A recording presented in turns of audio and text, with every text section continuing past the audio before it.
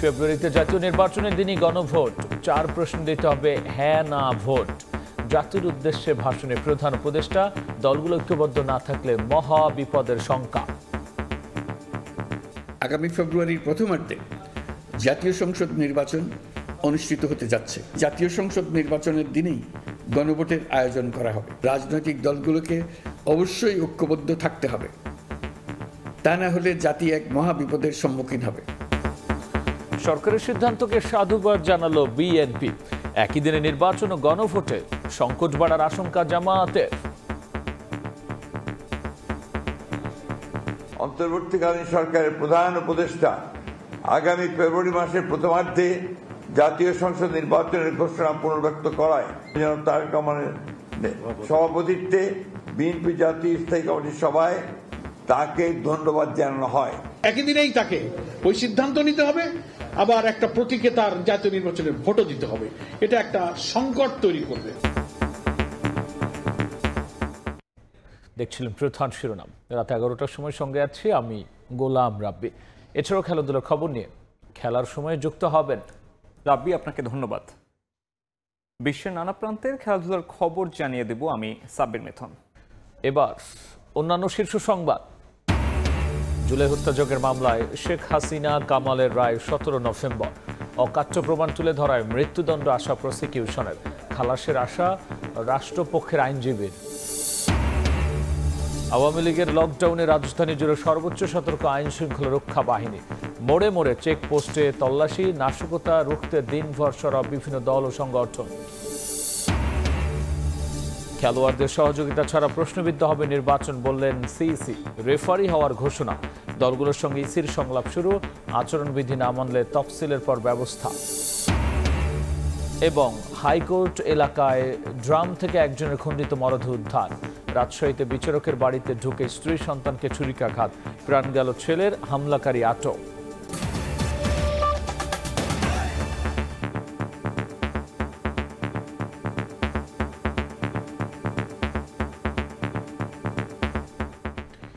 ফেব্রুয়ারির প্রথমার্ধে জাতীয় নির্বাচনের দিনই হবে গণভোট। জাতির উদ্দেশ্যে ভাষণে কথা জানিয়েছেন প্রধান উপদেষ্টা ডক্টর মোহাম্মদ ইউনূস। জুলাই সনদ নিয়ে গণভোটে 4টি প্রশ্নে হ্যাঁ অথবা না ভোট দিতে হবে বলেও জানান প্রধান উপদেষ্টা। স্বৈরাচার বিরোধী দলগুলো ঐক্যবদ্ধ না থাকলে মহা বিপদের শঙ্কা প্রকাশ করেন ডক্টর মোহাম্মদ ইউনূস। এদিকে জুলাই সনদের আদেশ উপদেষ্টা পরিষদে অনুমোদনের পর তাতে সই করেন রাষ্ট্রপতি মোহাম্মদ শাহাবুদ্দিন। পরে সেটি গেজেট আকারে প্রকাশ হয়। Professor doctor Mohammad Yunus. জাতীয় ঐকমত্য কমিশনের দীর্ঘ আলাপ আলোচনার পর জুলাই জাতীয় সনদ তৈরি হয়। গত 17 অক্টোবর জাতীয় সংসদের দক্ষিণ প্লাজায় জুলাই সনদে স্বাক্ষর করে রাজনৈতিক দলগুলো। এরপর সনদ বাস্তবায়ন প্রক্রিয়া ও গণভোট নিয়ে শুরু হয় রাজনৈতিক দ্বন্দ্ব। জাতীয় ঐকমত্য কমিশনের সুপারিশকৃত প্রক্রিয়া নিয়ে তীব্র বিরোধিতা শুরু করে রাজনৈতিক দলগুলো। জাতীয় নির্বাচনের আগেই গণভোট আর সনদের আইনি ভিত্তির দাবিতে রাজপথের কর্মসূচি পালন করছে জামায়াত সহ 8 দল। বৃহস্পতিবার সকালে প্রধান উপদেষ্টার কার্যালয়ে উপদেষ্টা পরিষদের বৈঠক অনুষ্ঠিত হয়। প্রধান উপদেষ্টা ডক্টর মোহাম্মদ ইউনূসের সভাপতিত্বে বৈঠকে উপস্থিত ছিলেন অন্যরাও। সেখানে জুলাই জাতীয় সনদ বাস্তবায়ন আদেশ 2025-এর অনুমোদন দেয় উপদেষ্টা পরিষদ। এর আগে এদিন দুপুরে সনদের সারসংক্ষেপ স্বাক্ষর করে রাষ্ট্রপতির কাছে পাঠানো হয়। পরে সনদে স্বাক্ষর করেন রাষ্ট্রপতি মোহাম্মদ শাহাবুদ্দিন। ব্যালটে উপস্থাপনীয় প্রশ্ন পরে সব আলোচনা সমালোচনা উপেক্ষা করে এগিয়ে আসে অন্তর্বর্তী সরকার। বৃহস্পতিবার দুপুরে জাতির উদ্দেশ্যে ভাষণ দেন ডক্টর মোহাম্মদ ইউনূস। 13 মিনিটের সংক্ষিপ্ত ভাষণে প্রধান উপদেষ্টা জানান 2026 সালের ফেব্রুয়ারির প্রথমার্ধে জাতীয় নির্বাচন ও গণভোট একই দিনে অনুষ্ঠিত হবে। গণভোটে 4টি প্রশ্নে হ্যাঁ না অপশনে উত্তর নেওয়া হবে। আমরা সকল বিষয় বিবেচনা করে সিদ্ধান্ত নিয়েছি যে আগামী জাতীয় সংসদ নির্বাচনের দিনেই গণভোটের আয়োজন করা হবে। জাতীয় নির্বাচনের মতো গণভোটও ফেব্রুয়ারির প্রথমার্ধে একই দিনে অনুষ্ঠিত হবে। সনদের প্রয়োজনীয়তা, নীতি ও লক্ষ্য নিয়ে রাজনৈতিক দলগুলোর মধ্যে বড় ধরনের কোনো মতবিরোধ নেই উল্লেখ করে ডক্টর মোহাম্মদ ইউনূস বলে, এতে এগিয়ে যেতে সাহসী হবে জাতি। রাজনৈতিক দলগুলোর প্রকাশ্য বক্তব্য যতখানি পরস্পর বিরোধী অবস্থানে আছে বলে মনে হয়, জুলাই সনদ সঠিকভাবে বিশ্লেষণ করলে ততখানি মত পার্থক্য দেখা যায় না। এটি আমাদের অনন্য অর্জন। এতে জাতি এগিয়ে যেতে সাহসী হয়। লিখিত বক্তব্যে প্রধান উপদেষ্টা বলেন, আগামী সংসদে একটি সংবিধান সংস্কার পরিষদ গঠিত হবে, যারা 180 দিনের মধ্যে সংবিধান সংস্কার করবে এবং 30 দিনের মধ্যে সংসদে উচ্চকক্ষ গঠন করবে। গণভোটের সংখ্যাগরিষ্ঠ ভোট হ্যাঁ সূচক হলে আগামী সংসদ নির্বাচনে নির্বাচিত প্রতিনিধি নিয়ে একটি সংবিধান সংস্কার পরিষদ গঠিত হবে। এই প্রতিনিধিগণ একই সাথে জাতীয় সংসদের সদস্য হিসেবে দায়িত্ব পালন করবেন। পরিষদ তার প্রথম অধিবেশন শুরুর তারিখ হতে 180 কার্যদিবসের মধ্যে সংবিধান সংস্কার করবে। সংবিধান সংস্কার সম্পন্ন হওয়ার পর 30 কার্যদিবসের মধ্যে সংসদ নির্বাচনে প্রাপ্ত ভোটের সংখ্যানুপাতে উচ্চকক্ষ গঠন করা হবে। এর মেয়াদ হবে নিম্নকক্ষের শেষ কার্যদিবস পর্যন্ত।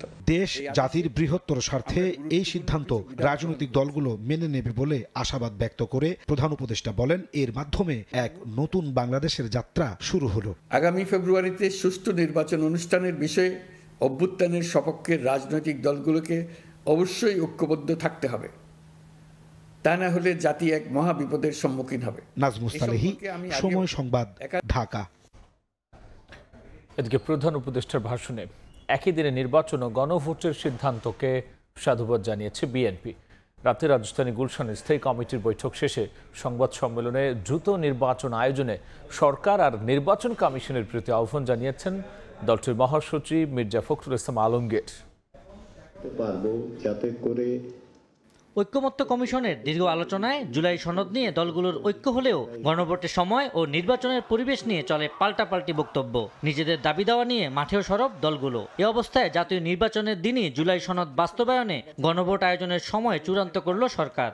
জাতীয় নির্বাচনের মতো গণভোটও ফেব্রুয়ারির প্রথমার্ধে একই দিনে অনুষ্ঠিত হবে। এ নিয়ে বৃহস্পতিবার রাতে গুলশানে বিএনপি চেয়ারপারসন কার্যালয়ে বৈঠকে বসে স্থায়ী কমিটির সদস্যরা। বৈঠক শেষে ফেব্রুয়ারিতে নির্বাচন ও গণভোটের ঘোষণায় প্রধান উপদেষ্টাকে সাধুবাদ জানান দলটির মহাসচিব মির্জা ফখরুল ইসলাম আলমগীর। অন্তর্বর্তীকালীন সরকারের প্রধান উপদেষ্টা আগামী ফেব্রুয়ারি মাসের প্রথমার্ধে জাতীয় সংসদ নির্বাচনের ঘোষণা পুনর্ব্যক্ত করায় এবং সংসদ নির্বাচনের দিন গণভোট অনুষ্ঠানের ঘোষণা দেয় বিএনপি জাতীয় স্থায়ী কমিটির সভায় তাকে ধন্যবাদ জানানো হয়।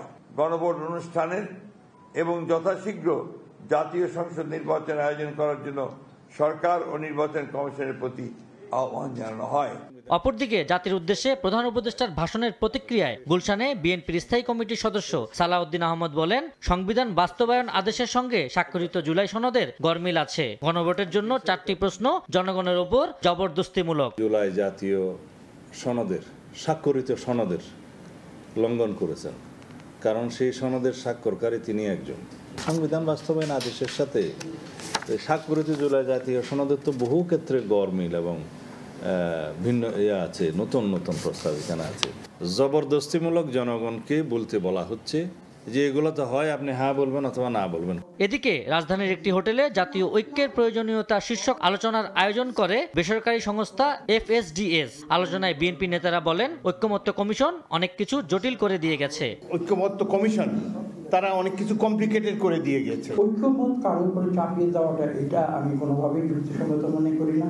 আলোচনায় অন্যান্য দলের নেতা ও সুশীল সমাজের প্রতিনিধিরা সব রাজনৈতিক দলকে নির্বাচনমুখী হওয়ার আহ্বান জানান। এই লাইনের বোধহয় আমরা কিছু প্রতিফলন দেখেছি, কিন্তু তারপরেও আমরা সেটাকে সাধুবাদ জানাই। আবু সাইদ নিশান, সময় সংবাদ, ঢাকা।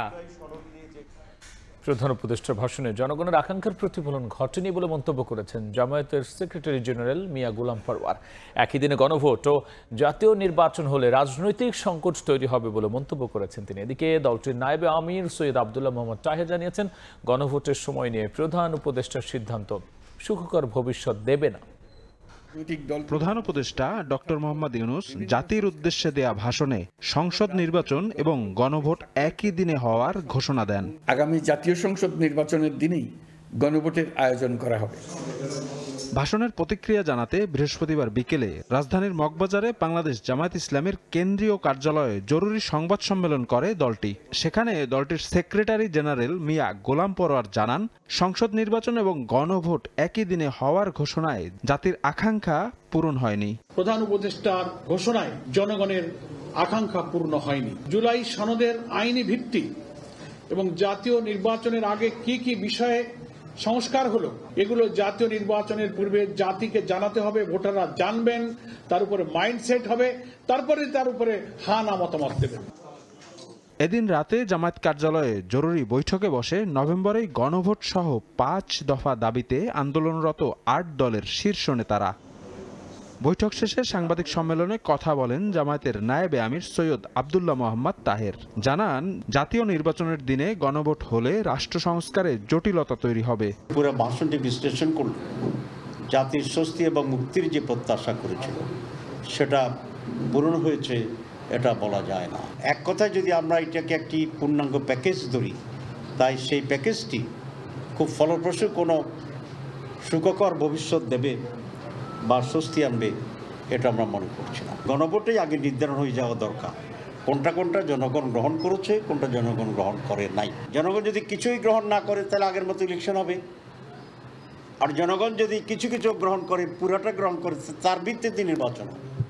সেই জন্যই গণভোটটা জাতীয় নির্বাচনের আগে স্পষ্ট হইতে হবে। এ সময় জাতীয় নির্বাচন ও গণভোট একই দিনে হবার ঘোষণার নিন্দা জানায় 8 দল। কনসেপ্ট করার আগে সন্তানের নাম রাখা এটা কখনোই বুদ্ধিমানের কাজ না। শফিক মুন্সি, সময় সংবাদ, ঢাকা। প্রধান উপদেষ্টার ভাষণ নিয়ে দলীয় ফোরামে বৈঠকের পর প্রতিক্রিয়া জানাবে এনসিপি, জানিয়েছেন দলটির দক্ষিণাঞ্চলের মুখ্য সংগঠক হাসনাত আব্দুল্লাহ। এদিকে দুপুরে এনসিপির সংবাদ সম্মেলনে দলের যুগ্ম আহ্বায়ক সারওয়ার তুষার বলেছেন, জুলাই সনদ ডক্টর ইউনূস জারি না করলে পরবর্তীতে এই সরকারের বৈধতা নিয়ে প্রশ্ন উঠতে পারে। বৃহস্পতিবার সন্ধ্যায় দলীয় কর্মীদের নিয়ে বাংলা মোটর কার্যালয়ে আসেন এনসিপির দক্ষিণাঞ্চলের মুখ্য সংগঠক হাসনাত আব্দুল্লাহ। সংগ্রহ করেন কুমিল্লা 4 আসনের মনোনয়ন ফরম। বলেন, ভারতে বসে দেশকে অস্থিতিশীল করার চেষ্টা চালিয়ে যাচ্ছে কার্যক্রম নিষিদ্ধ আওয়ামী লীগের নেতা কর্মীরা। যে আগুন সন্ত্রাস গত 2 দিনে হয়েছে, আপনাদের কাছে কিন্তু স্পষ্ট হয়েছে গত 15 বছর কার আগুন সন্ত্রাস করেছে, তাদেরকেও জনমানুষ গণঅভ্যুত্থানের মধ্য দিয়ে প্রত্যাখ্যান করেছে। প্রধান উপদেষ্টার ভাষণ নিয়ে দলীয় ফোরামে বৈঠক শেষে প্রতিক্রিয়া জানাবে এনসিপি। পার্টির ইতিমধ্যে একটা মিটিং চলমান রয়েছে, আমি মিটিং থেকে এসেছি এবং এটার পরে আমি মিটিংয়ে যাব এবং ওই মিটিংয়ে আজকে জুলাই সনদের যে অর্ডার জারি করা হয়েছে সেই বিষয়ে চূড়ান্ত সিদ্ধান্ত আমার পার্টি ওখানে নিবে, তখন আমরা আপনাদেরকে আনুষ্ঠানিকভাবে এই বিষয়ে আমরা জানাবো। এর আগে কৃষক উইংয়ের এক আলোচনা সভায় নেতারা বলেন, রাজনৈতিক সংকটে দেশে অস্থিতিশীল পরিস্থিতি তৈরি হোক তা চায় না এনসিপি। এই লকডাউনকে তারা লিগ ডাউনে পরিণত করেছেন। লিগ আজকে বাংলাদেশের ডাউন। এই যে চোরাগোপ্তা হামলা, নাশকতা, আগুন সন্ত্রাস এবং এই গান পাউডার দিয়ে বাসের মধ্যে আগুন দিয়ে মানুষকে হত্যা করে তারা আবারও বাংলাদেশে ক্ষমতায় আসতে পারবে বা বাংলাদেশকে একটা বিপদে ফেলতে পারবে, তারা আসলে দিবা স্বপ্ন দেখছে। দুই দলের নিজেদের মধ্যে অনৈক্য সৃষ্টি করার কারণেই আজকে আওয়ামী লীগ মাঠে নামার সুযোগ পাচ্ছে। বাংলাদেশে আবার আমরা কোনো দাস হতে চাই না। এই জন্য হলো এই দাস বানানোর যে পায়তারা বাংলাদেশে চলছে, এটার বিরুদ্ধে পুরো বাংলাদেশের তরুণ প্রজন্ম ঐক্যবদ্ধ হবে। আর এই রাজনীতি আমরা এনসিপি করতেছি। দেশে অরাজকতা সৃষ্টির পেছনে কার্যক্রম নিষিদ্ধ আওয়ামী লীগের ব্যবসায়ীদের অর্থায়ন রয়েছে বলে অভিযোগ নেতাদের। মুসলিম লীগ ছিল। কামরুল হাসান, সময় সংবাদ, ঢাকা। রাত 11টার সময় আরও থাকছে। বেশি দামে মার্কিন তুলা এনে প্রতিযোগিতার সক্ষমতা হারাচ্ছেন ব্যবসায়ীরা। অচল অবস্থা তৈরির আগেই পাশে চান সরকারকে। বাণিজ্য সহায়ক চুক্তির পরামর্শ অর্থনীতিবিদদের। জুলাই আগস্টে হত্যাযজ্ঞের মামলায় শেখ হাসিনা, আসাদুজ্জামান খান কামাল ও চৌধুরী আব্দুল্লাহ মামুনের রায় সোমবার সকালে দিন ধার্য করেন আন্তর্জাতিক অপরাধ ট্রাইব্যুনাল। রায় শেখ হাসিনা কামালের মৃত্যুদণ্ডের প্রত্যাশা চিফ প্রসিকিউটরের, আর খালাসের আশা ট্রাইব্যুনাল নিযুক্ত আইনজীবীর। আন্তর্জাতিক অপরাধ ট্রাইব্যুনাল ঘিরে সেনা, পুলিশ ও বিজিবির উপস্থিতি। এর মধ্যেই বৃহস্পতিবার দুপুর 12টায় জুলাই আগস্ট হত্যাযজ্ঞের মামলায় শেখ হাসিনা, আসাদুজ্জামান খান কামাল, চৌধুরী আব্দুল্লাহ মামুনের রায়ের দিন ধার্য করলেন বিশেষ আদালত। আগামী সোমবার ঘোষণা করা হবে রায়। 10 জুলাই থেকে 23 অক্টোবর 3 মাস ধরে চলে সাক্ষ্য, যুক্তিতর্ক ও পাল্টা যুক্তিতর্ক উপস্থাপন। চিফ প্রসিকিউটরের প্রত্যাশা সর্বোচ্চ সাজা হবে শেখ হাসিনা ও কামালের। আমরা একটা দীর্ঘ যাত্রা শেষ করেছি, আমরা এখন চূড়ান্ত পর্বে উপনীত হয়েছি। আশা করছি ইনশাআল্লাহ 17 নভেম্বর আদালত তার সুবিবেচনা, তার প্রজ্ঞা প্রয়োগ করবেন এবং এই জাতির যে বিচারের জন্য আকাঙ্ক্ষা, যে তৃষ্ণা, সেটার প্রতি তারা সুবিচার করবেন এবং একটি সঠিক রায়ের মাধ্যমে বাংলাদেশে সংগঠিত মানবতা বিরোধী অপরাধের একটা ইতি ঘটাবেন এবং ভবিষ্যতের জন্য এই রায়টি ইনশাআল্লাহ দৃষ্টান্ত হয়ে থাকবে তেমন একটি রায় আমরা প্রত্যাশা করছি। আমাদের পক্ষ থেকে প্রেয়ার হচ্ছে যে এই অপরাধের দায়ে আসামিদের যেন সর্বোচ্চ সাজা দেওয়া হয়। হাসিনা কামালের পক্ষে ট্রাইব্যুনাল নিযুক্ত আইনজীবী বলছেন, নানা সীমাবদ্ধতা ও সাক্ষ্য প্রমাণে অসঙ্গতি থাকায় খালাস পাবেন হাসিনা কামাল। আমার কিছু সীমাবদ্ধতা ছিল, সেই সীমাবদ্ধতা আমার ক্লায়েন্টরা অনুপস্থিত থাকার কারণে সব কিছু মিলিয়ে দালিলিক সাক্ষ্য সেসব জায়গায় আমি কন্ট্রোভার্সি ক্রিয়েট করার চেষ্টা করেছি এবং বিভিন্ন সময় দালিলিক সাক্ষ্যের উপরেও কন্ট্রোভার্সি ক্রিয়েট হয়েছে বলে আমি বিশ্বাস করি। সব কিছু মিলিয়ে আমি বিশ্বাস করি আমার আসামিদ্বয় খালাস পাবে। জুলাই আগস্টের গণঅভ্যুত্থানের পর প্রথম কোনো মামলার রায় ঘোষণা করতে যাচ্ছে আন্তর্জাতিক অপরাধ ট্রাইব্যুনাল। এবছরই অন্তত আরও 2টি মামলার রায় হওয়ার কথা রয়েছে। আফজাল হোসেন, সময় সংবাদ, ঢাকা। রাজনৈতিক দলগুলো নির্বাচনে খেলবে আর রেফারির ভূমিকা থাকবে ইসি, তবে দলগুলো সহযোগিতা না করলে নির্বাচন প্রশ্নবিদ্ধ হবে বলে মন্তব্য করেছেন সিইসি AMM নাসির উদ্দিন। নিবন্ধিত দলগুলোর সঙ্গে সংলাপের শুরুতে একথা বলেন সিইসি। নিবন্ধিত রাজনৈতিক দলগুলোর সঙ্গে সংলাপের আয়োজন করেছে নির্বাচন কমিশন। বৃহস্পতিবার কমিশন ভবনে সংলাপের প্রথম দিনের 2 পর্বে 12টি দলকে সংলাপে ডাকে সাংবিধানিক এই প্রতিষ্ঠানটি। সকালে সংলাপে অংশ নেয় 6টি দল।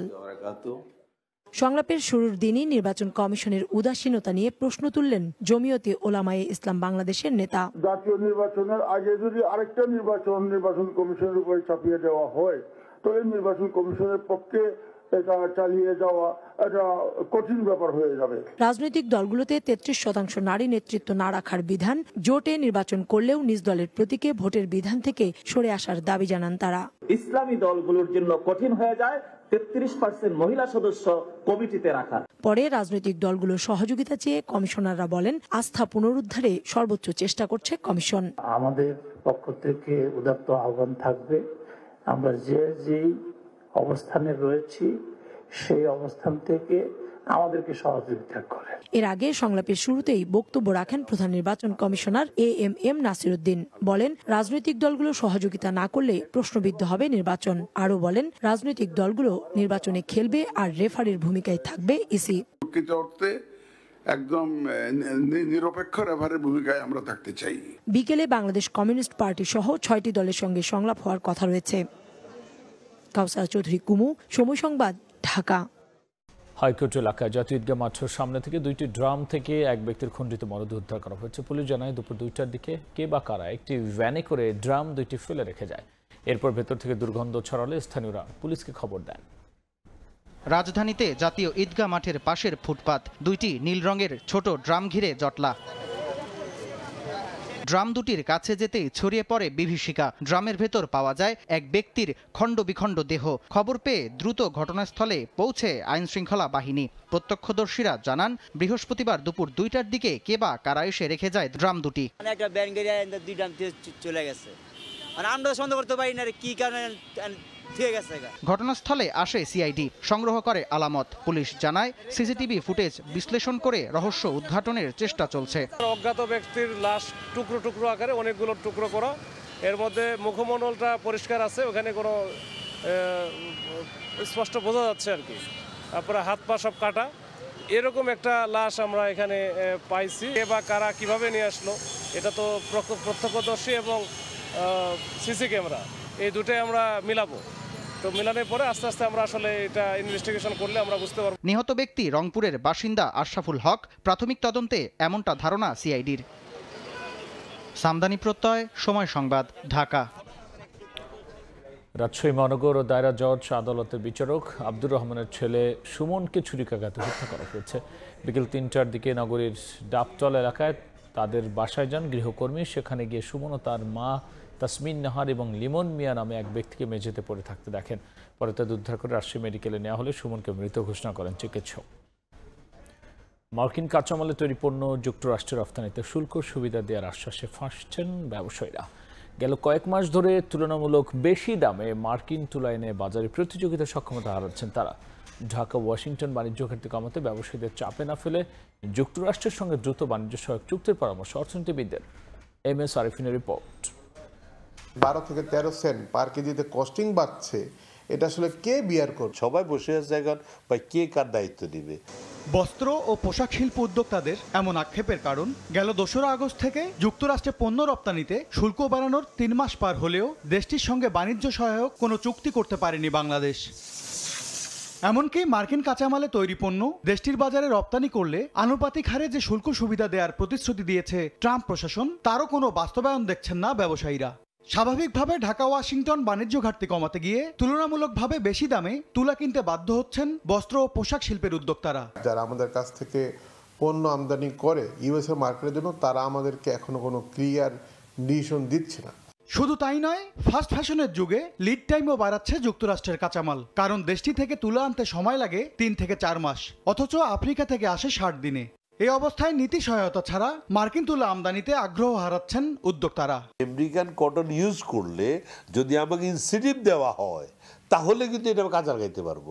রপ্তানি আয় বাড়াতে প্রতিযোগিতা সক্ষমতা ধরে রাখার বিকল্প দেখছেন না অর্থনীতিবিদরা, তাই যুক্তরাষ্ট্রের সঙ্গে দ্রুত বাণিজ্য সহায়ক চুক্তি করার পরামর্শ তাদের। কিন্তু অবধারিতভাবে আমদানির ব্যয় বেড়ে গেলে আমাদের ভোক্তার উপরে এর একটা বাড়তি চাপ পড়বে। রপ্তানিতে তেমন কোনো সুবিধা না পেলেও যুক্তরাষ্ট্রের সঙ্গে $600 কোটি বাণিজ্য ঘাটতি কমাতে এরই মধ্যে $200 কোটি মার্কিন তুলা, সয়াবিন, ভুট্টা ও গম জাতীয় পণ্যের আমদানি বাড়িয়েছেন ব্যবসায়ীরা। MS আরিফিন, সময় সংবাদ, ঢাকা। পাকিস্তানি সিনেটে পাশ হল সংবিধানের বিতর্কিত 27তম সংশোধনী বিল। এতে দেশটির প্রতিরক্ষা খাতে আরও ক্ষমতার অধিকারী হলেন সেনাপ্রধান। সেনা, নৌ ও বিমান বাহিনীর চিফ অফ ডিফেন্স ফোর্স হিসেবে ক্ষমতা পাচ্ছেন সেনাপ্রধান। এছাড়াও ফিল্ড মার্শাল মর্যাদা এবং আইনগত দায় মুক্তির নিশ্চয়তা থাকবে তার ঝুলিতে। এ কারণে কোনো অপরাধ কিংবা প্রশাসনিক অভিযোগও তিনি দায়ী থাকবেন না। একই সঙ্গে বিচারপতি নিয়োগের ক্ষমতা যাচ্ছে সরকার ও রাষ্ট্রপতির কাছে। বিরোধী দল পিটিআই এর অভিযোগ, এতে গণতন্ত্র বিচার ব্যবস্থার মৃত্যু হয়েছে। এই ছিল আমার কাছে থাকা দেশ বিদেশের খবর।